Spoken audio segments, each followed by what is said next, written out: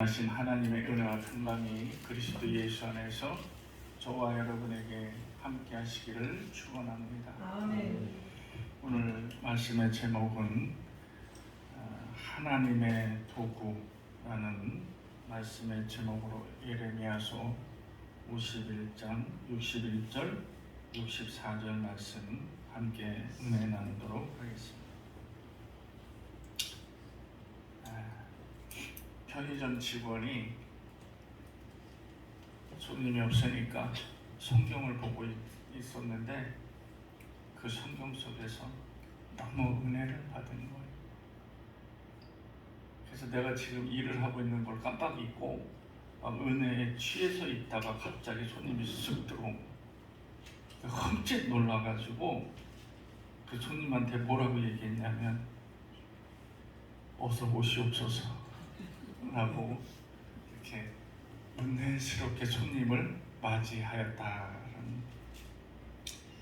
하나님께서는 우리 세상을 창조하셨습니다. 그렇죠? 네. 그리고 이 창조하신 세상을 우리에게 맡겨주셨습니다.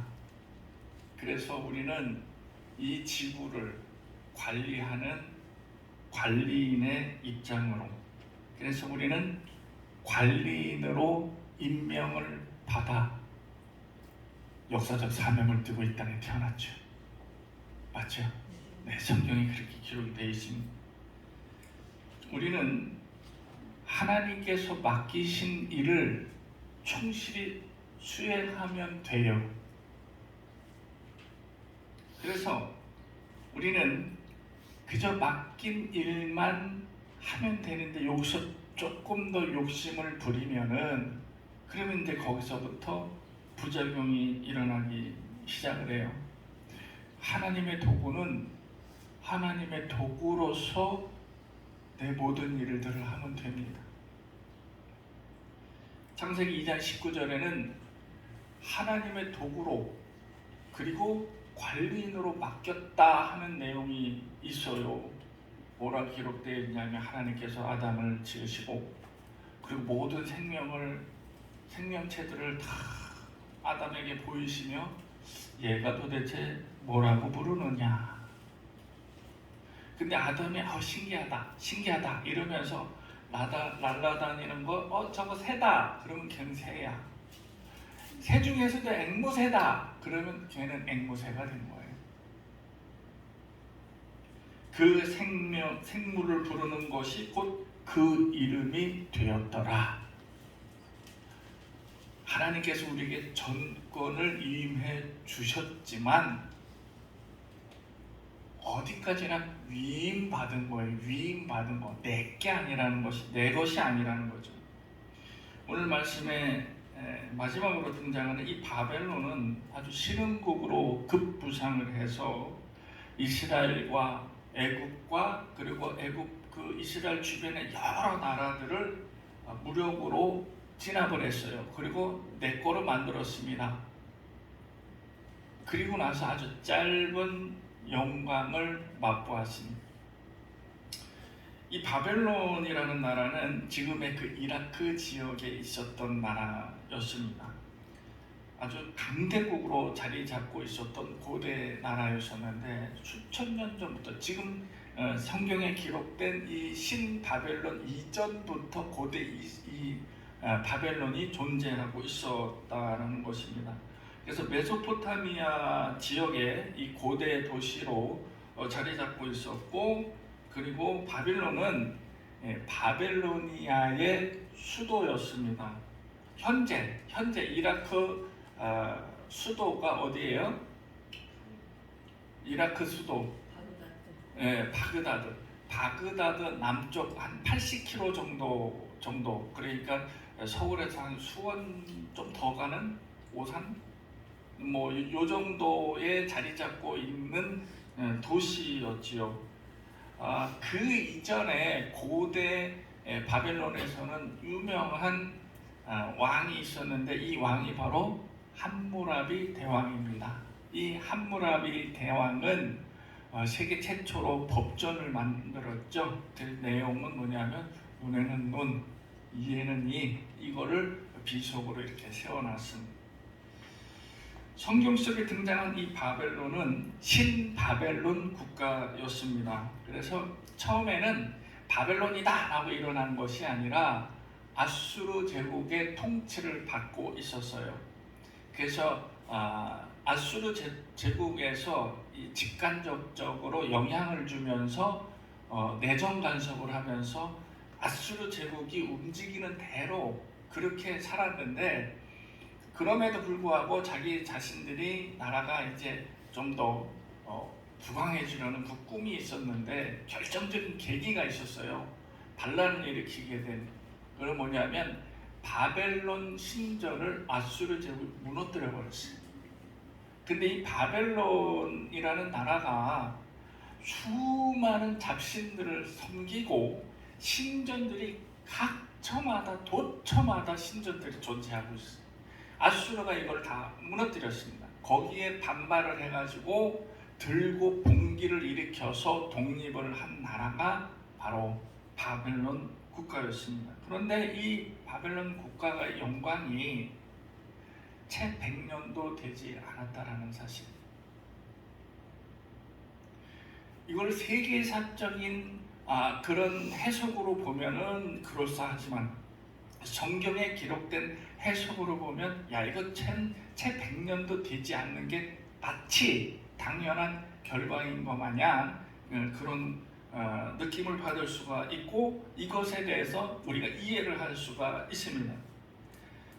바벨론은 하나님의 도구로 사용이 됐습니다. 오늘 말씀 제목처럼 지난 시간에 우리는 이 바벨론이 발그미스 전투에서 애국과 전쟁을 치러서 대승을 거두면서 그러면서 연쇄적으로 이스라엘도 멸망을 시키고 이스라엘 주변국에 있는 모든 나라들을 다 차례로 도미노 현상처럼 멸망을 당한 그런 내용을 배운 적이 있습니다. 이 성경에 등장한 바벨론 제국은 아주 유례를 찾아볼 수 없을 정도로 급격한 성장을 했고 급격히 부상했고 급격히 강대국이 되었던 나라였습니다. 그래서 그것과 아울러서 급격하게 이 세계를 혼란에, 그 주변국들을, 고대 근동의 나라들을 혼란에 빠뜨렸던 그런 역사를 가지고 있습니다. 이 사람들이 남하 정책을 펴면서 전쟁을 일으키는데 성경에는 그 누구도 이 바람을, 이 새벽을, 이 강대함을 막을 수가 없는 것으로 표현을 하고 묘사를 하고 있습니다. 그러니까 지금 현재 우리가 사는 이 현대에서 미국이 또는 중국이 또는 러시아가 그 약소국을 짓밟는 데 있어서 폭풍과 같이 그냥 물량으로, 병력으로, 힘으로 또 경제력으로 밀어붙이는데 이 약소국은 속수무책으로 당할 수밖에 없다라는 그런 동일한 위치에 있다라는 것입니다. 이게 세계사적인 해석으로 보면은 바벨론이 그렇게 할 수 있었던 것은 용맹한 군사를 거느리고 있었고 찬란한 문화를 가지고 있었고 경제적으로 그랬었고 그 주변국의 그 정치적 이해 사항으로 봤을 때 그럴 수밖에 없었다라고 할 수가 있습니다. 그렇게 해석을 할 수도 있지만 우리가 기독교적인 신앙으로, 우리 믿음의 신앙으로 성경을 대입을 해서 본다면 이미 이는 예견이 되었던 사건이었다라는 것입니다. 성경은 바벨론이 하나님의 도구로 사용됐음을 분명히 이야기를 하고 있습니다.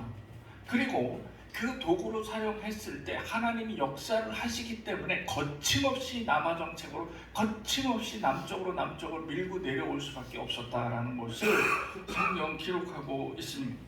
지난 시간에 이스라엘이 멸망함과 아울러서 이스라엘 주변에 있는 모든 국가들이 그 존재감을 다 순서적으로 잃게 되는 이 시간 우리가 배운 기억이 있죠. 왜 그렇게 되었는지 우리는 찬란한 영광이라는 것은 영원히 지속될 수 없다라는 것을 알고 있습니다. 우리 인간사에서 영원하다는 것은 불가능에 가까울 수 있습니다. 그래서 아무리 강대하고 아무리 부강한 나라였고 국력이 우수하다 할지라도 지난 5천년의 역사를 보면은 넘어졌다 쓰러졌다, 넘어졌다 쓰러졌다, 또 새로운 나라 이름으로 일어났다 또 사라지고, 이렇게 지금 5천년 역사를 그대로 이어갖고 내려온 나라는 세계적으로 몇 나라 되지 않습니다. 그 중에 하나가 바로 우리나라가 속해 있지요. 이사야 44장 28절을 보면 이사야 선지자는 이 고레스를 통해서 이스라엘을 귀환을 시킬 것과 그로 통해서 하나님의 성전이 재건될 것이다 라고 말씀을 해주고 계십니다. 이사야가 이렇게 얘기했을 때는 이미 바벨론의 사건이 있기 150년 전의 사건이었다라는 거죠. 이미 이사야의 입을 통해서 고레스란 입이 나오고 고레스 왕으로부터 성전 재건이 이루어질 것이다 라고 기록이 되어 있습니다. 에스라서 1장 2절 4절 말씀에 보면은 참 귀중한 말씀인데요, 고레스 왕의 신앙 고백이 나옵니다. 바벨론하고 바사왕 고레스하고는 완전히 다른 그런 의미를 볼 수가 있습니다. 바벨론의 느부갓네살은 하나님이라는 것은 안중에도 없었고, 그러나 이 고레스는 자기 신앙을 고백을 합니다. 그러면서 뭐라고 그랬냐면 내가 이 나라를 세우고, 그리고 내가 이렇게 강대국이 되고, 그리고 이 주변국들을 다 내가 흡수 통일하게 된 것은 오직 하나님의 은혜였다라고 얘기합니다. 그럼 이 사람이 하나님을 배웠느냐?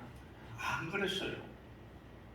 어느 경로를 통해서 하나님을 알게 되었는지는 자세히 기록되어 있지 않지만은 아마도 태어나서부터 하나님을 알지는 못했을 것 같습니다. 그런데 고레스의 마음에 하나님이 나의 주인이시고 하나님 때문에 내가 이렇게 되었다라는 것을 자기 신앙을 통해서 고백을 하고 있습니다.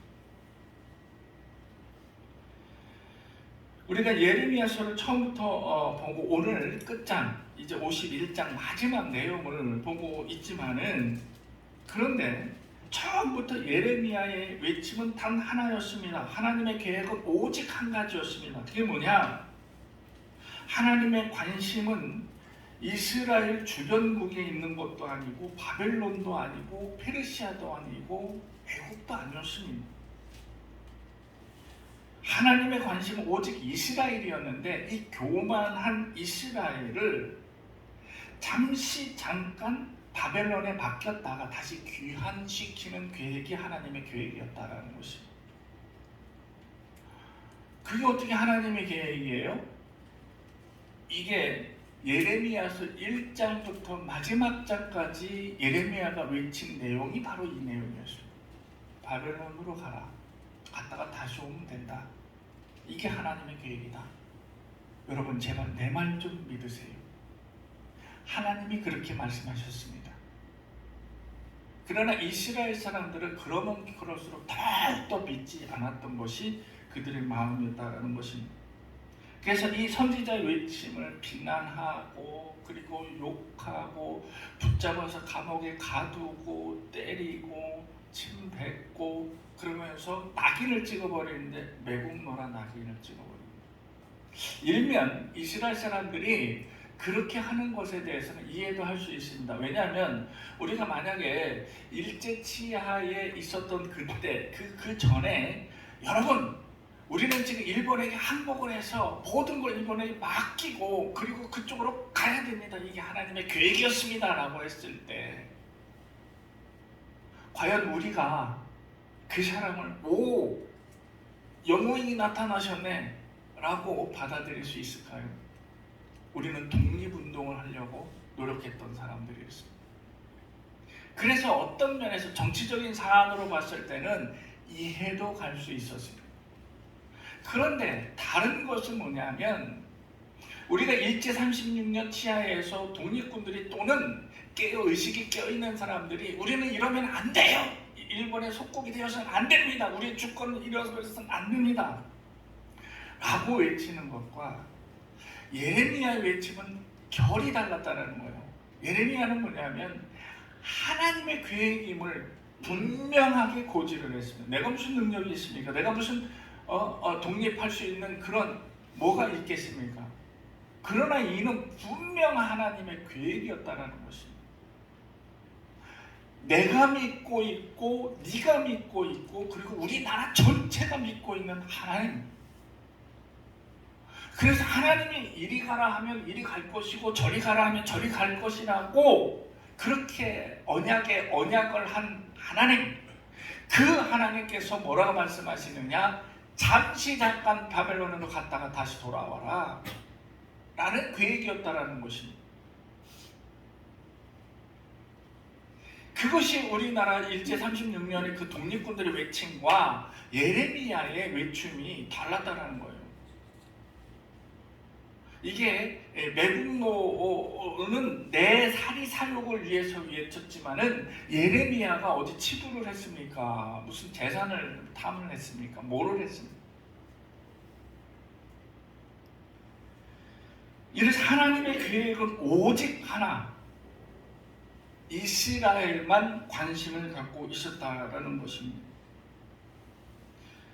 하나님의 도구는 그 역할에 충실해야 됩니다.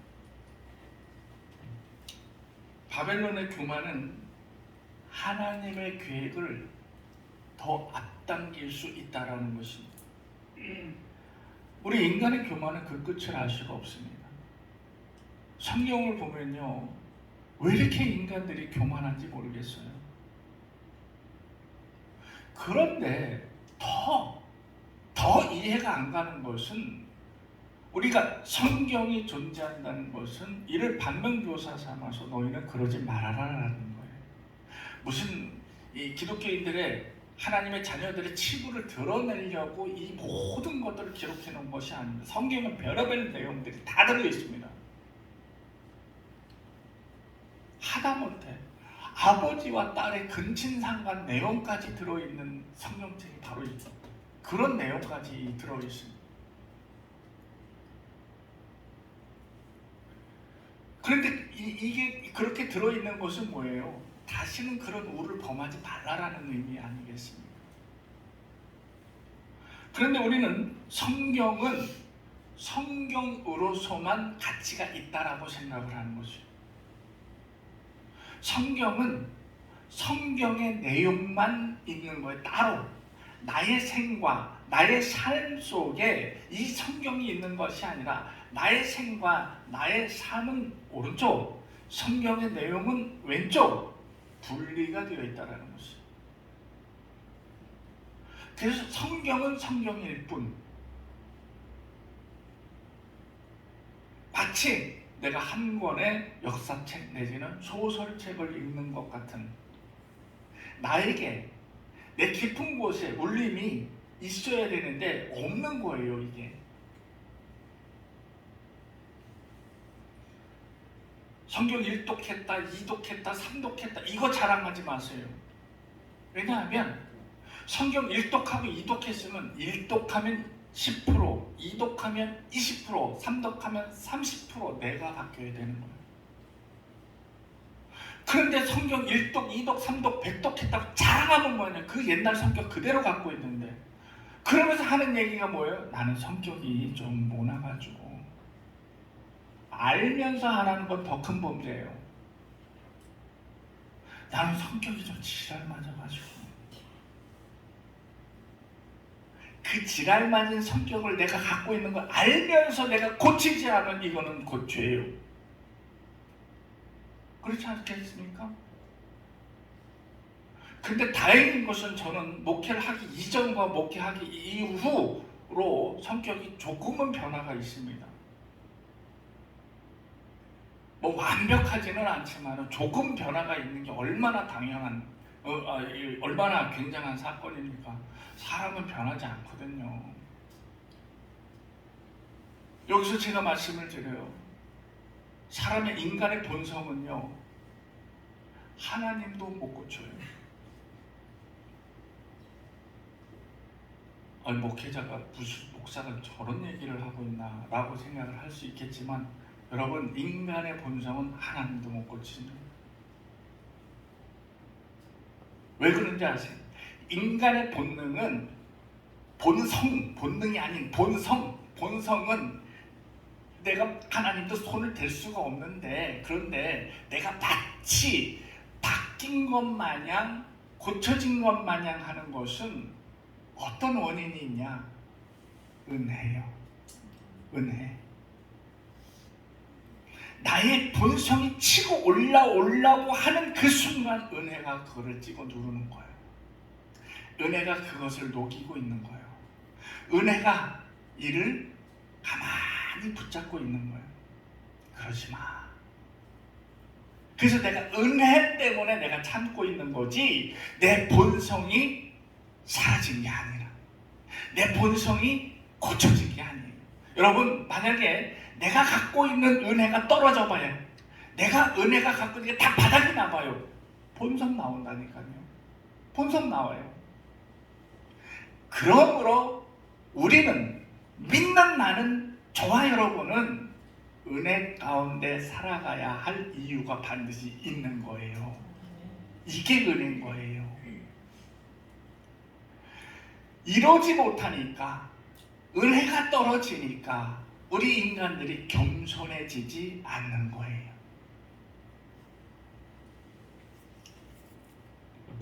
하나님의 백성이라 자부하는 이스라엘조차도 하나님 앞에서 이 교만함의 끝을 보이고 있습니다.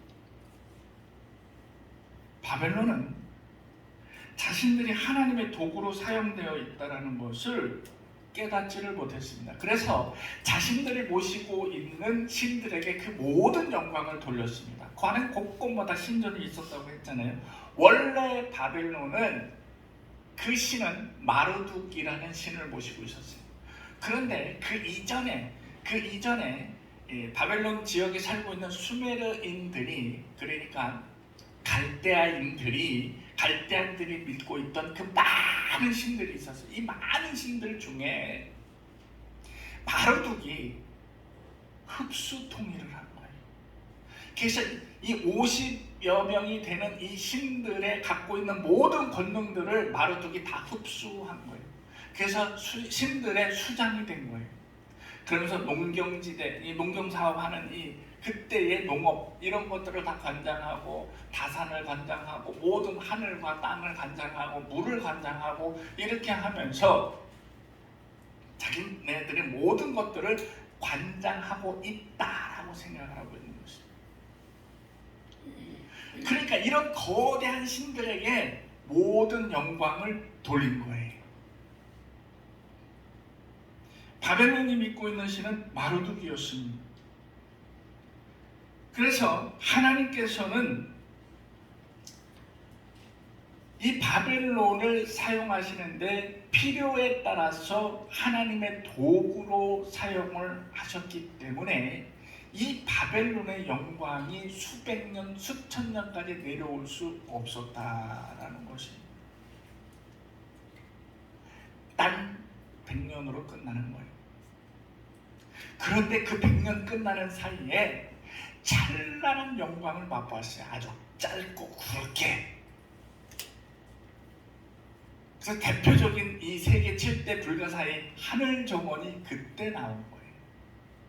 어떻게 저렇게 높은데 정원을 세울 수가 있을까? 이걸 일명 하늘 정원이라 이야기하는데, 그 공법, 건축, 토목 이거 따라갈 수가 없는. 그리고 지금 독일에 가면 독일 박물관에 바벨론의 입구에 있는 거대한 출입문이 있는데 푸른색으로, 제가 사진으로만 봤습니다. 제가 가봤을 것 같아요? 못 가봤어요. 사진으로만 봤어요. 그런데 멋있더라고. 그게 이 문이었어요. 성문. 한번 인터넷 한번 검색 한번 해보세요. 그런 찬란한 역사를 가지고 있었다는 것입니다. 그러나 하나님께서 필요에 따라서 도구를 사용하시는데, 이 바벨론을 선한 것으로 사용하시든 악한 것으로 사용하시든 무슨 역할을 하든지 하나님께서 선택을 해서 사용하실 때에, 그때 하나님 앞에 교만하지 말아야 된다는 거예요. 우리는 성경 이 안에서 성경을 읽다 보면 이 안에 존재하시는 하나님, 이 안에 존재하시는 성령님 그리스도 예수를 반드시 찾아내야 되는 거예요. 그 안에 살아 움직이시는 하나님을 찾아내야 되는. 그래서 이 안에서 하나님의 그 은혜뿐만 아니라 이 세상을 살아가는 지혜를 배울 수가 있습니다. 성령께서 이렇게 살도록 해라라고 깨달음을 주실 수가 있는 거예요. 그런데 이 성경 속에서 우리는 한 가지 존재를 발견할 수 있습니다. 이 한 가지 존재가 뭐냐면 일명 바지사장. 바지사장. 이 명칭 여러분 익숙하게 들었지요? 예, 익숙하게 들었습니다. 바지사장을 세울 때 이 바지사장은 참 실권이 없습니다. 정권이 없어요. 도장만 찍어주는 역할. 그래서 이 바지사장은 주는 월급만 따박따박 받아 챙기면 돼요. 하는 시키는 일만 하면 돼요. 뭘 하려고도 하지 말고, 월권도 하지 말고, 사업 확장을 위해서 뭘 기획안을 내지도 말고 그냥 시키는 대로 하면 돼요. 이게 바지사장입니다. 그런데 이 바지사장이 자신의 본분을 넘어서 마치 자기가 내가 사장이 됐으니까 내가 마치 주인인 양 행세를 하면 그나마 그 자리에서도 잘리게 됩니다. 성경 속에서는 이런 바지사장이 숱하게 등장이 됩니다. 그런데 문제는 하나님께서 이 바지사장들에게 도구로 사용을 하게끔 만들었는데 그거를 이해하지 못하는 이 존재들이 문제가 되는 거예요. 성경에 항상 그렇습니다. 그래서 우리는 성경을 보면서 그들이 일명 이 사람은 바지사장이었구나 라를 깨닫고 이거 이렇게 하면 안 되는데 라고 지적을 하면서 이렇게 살면 안 되지 라고 안타까워할 수도 있습니다. 문제는 지금부터예요. 성경을 통해서 느낀 그 바지사장이 바로 내가 바지사장이 될 수도 있고, 그리고 또 내가 바벨론처럼 하나님의 도구로 사용이 될 수도 있다라는 사실입니다. 여러분, 내가 하나님의 도구로 사용이 된다면 나는 우리 교회에서 쓰임새 있게 사용되는 도구로서의 역할이 있을 수도 있습니다. 우리 이렇게 많은 이들이 모였지만 다 각자 맡은 도구들이 다 달라요. 또 가정에서 내가 하나님의 도구로 쓰임받게 된다면 나는 이 가정의 신앙을 책임지는 도구로서 사용이 될 수도 있다라는 것입니다. 또 직장에서 하나님의 도구로 쓰임을 받게 된다면 그러면 직장에서 기름과 같은 톱니바퀴 같은 유기적인 역할을 할 수 있는 그런 도구로서 쓰임을 받게 된다는 사실입니다. 그런데 내가 하나님의 도구로 쓰임을 받게 되면서 이를 잘 알면서도 내가 업무 때만 한다면 내가 교만한 것으로 일관하고 있다면 이마저도 우리는 그 자리에서 잘리게 되는 거예요. 그런데 여기서 중요한 거, 내가 하나님의 도구로 사용이 되다가 하나님의 그 교만함으로 인해서 잘리게 되면 이게 어떤 결과인 줄 아세요? 하나님의 은혜를 안 주시겠다라는 거예요. 내가 그 하나님의 은혜를 받을 수가 없다라는 사실입니다. 잘리면 되지, 뭐 다른 직장 찾으면 되지. 이거는 다른 데를 찾을 수가 없습니다. 그나마 하나님께서 도구로 사용하셨는데 내가 교만으로 일관한다면 그 은혜 받을 수 없습니다. 여러분, 우리는 오늘 바벨론이 멸망하는 그 예언을 들으면서 하나님의 도구로서 이제 잘리게 된다는 그 사항을 우리가 공부하면서 하나님 말씀을 배우면서 이렇게 생각을 합니다. 내가, 저와 여러분이 이 세상의 생을 다할 때까지 하나님의 도구로서 잘리는 일은 절대 없어야 되겠다. 그래서 나는 하나님 앞에서만큼은 교만하지 아니하고 하나님 앞에서만큼은 겸손하며 그 은혜 가운데 살아가는 하나님의 도구가 되어야 되겠다. 결심하시기를 부탁드리겠습니다. 기도하겠습니다.